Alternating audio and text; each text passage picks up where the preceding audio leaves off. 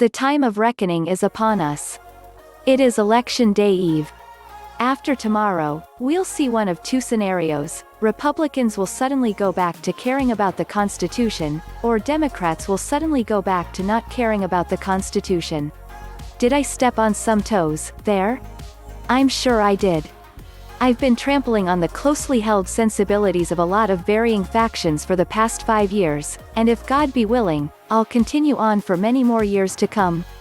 As of Sunday, November 1, 2020, there have been a record-breaking 93 million early votes cast. That's 93 million registered voters who could not wait to cast their ballots. That's more than a third of all registered voters in the nation. I wish that meant that some of those tedious campaign ads would stop, or that social media platforms would stop flooding my feed with, "Susan, have you voted?" posts. Yes. I've voted.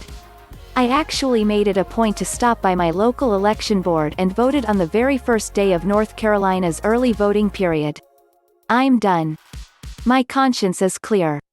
All I have to do is wait for the outcome, at this point. I understand the tensions surrounding this election. We've just endured nearly 4 years of something so unlike anything we've ever experienced as a nation, that to consider this election business as usual would be a mistake.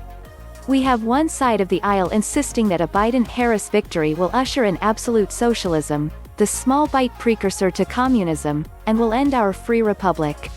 The other side of the aisle points to President Donald Trump's eerie similarities to Adolf Hitler's rise to power, the manic, unhinged rhetoric, and 100 other reasons why allowing him another term would plunge us into a national socialist nightmare. So where am I on all of this?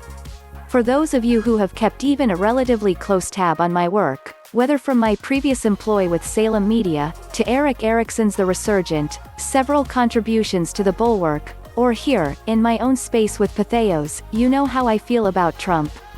Frankly speaking, I'm of a mind that we have a psychopath in the White House, currently. Is he Hitler, reborn?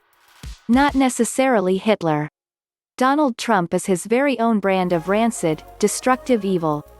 Unlike Hitler, who was a dangerous narcissistic personality, Trump is a dangerous narcissistic personality, who is also incredibly dumb. And our president. If Mike Judge were to ever grace us with a prequel to his 2006 masterpiece, Idiocracy, it would surely begin with Donald Trump's election and a close look at those who support him. When I say these things, I usually get the screeching, wailing protests from the right, declaring me a Soros plant and Obama supporter. None of those are true.